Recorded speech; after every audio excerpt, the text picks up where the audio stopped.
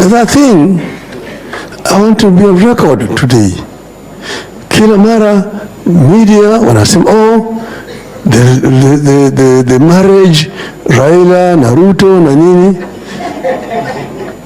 Kama ni marriage kuna mama na kuna bwana. Ruhusa ina gani? We have not, ODM has not entered the government. There is no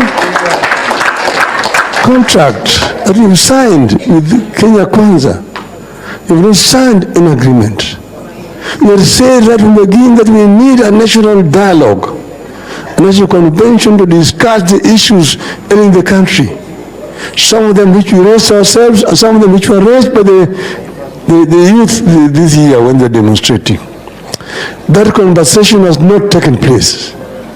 Until that conversation takes place properly, an agreement is reached, we are not in government.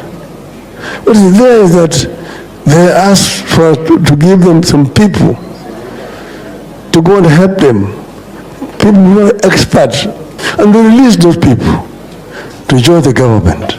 But ODM remains very, very firmly in its position as an opposition party.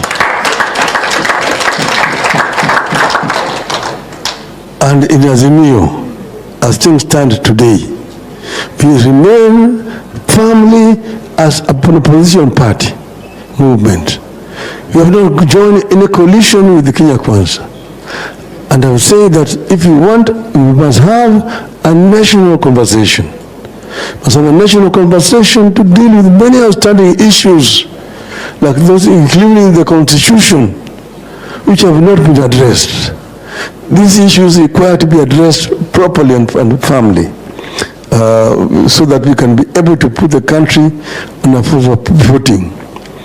We want, of course, the Electoral Commission to be established as quickly as possible, because we have got many outstanding issues.